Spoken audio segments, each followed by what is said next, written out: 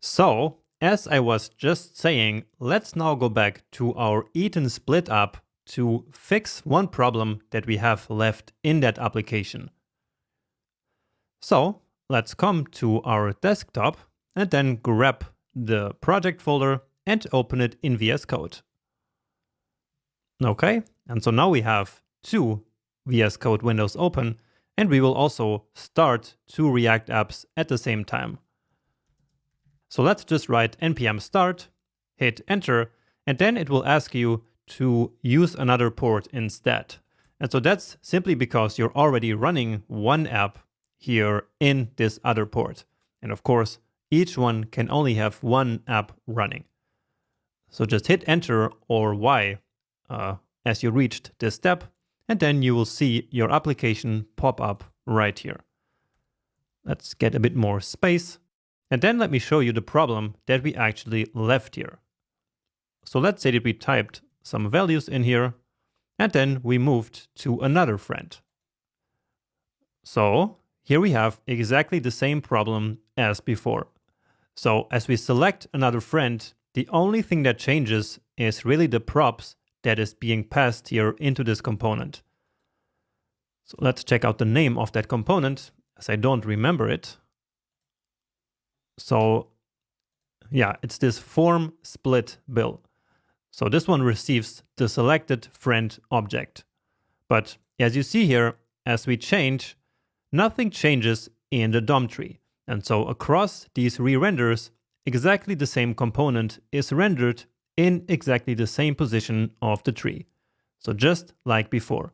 And so therefore, the state is not reset across renders.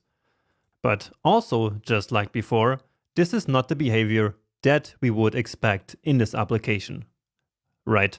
So if suddenly we move from one friend to the other one, we would certainly expect that the bill value here should be reset. So how can we do that?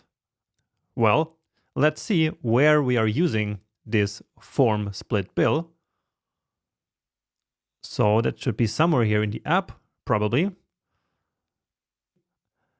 So yeah, here it is. And so now we basically need to make each component instance here unique, so that each time that it is rendered with a new friend, React will see this as a completely new component instance. And as you already know, the way we do that is by providing a key that will actually change across the re-renders. So here we can use the selected friend.id, I guess. So let's just see if they actually have an ID. And yeah, they have. So we could also use the name here, really. So those are also different, but the ID is really a unique identifier. So let's see. So we are at Sarah, and so therefore, let's see down here. So here we see that the key now is 933 whatever. And so let's move to another friend. And there we go. So we fixed our problem because now the component instance has another key. And so therefore it is a completely unique instance right now. Great. And that's actually it. So that's all we have to do here. So let's close this one and let's also close this. So we are finished. We are back in our project that we were working on before. And so, yeah, there's nothing left to do. And so let's move on right to the next lecture.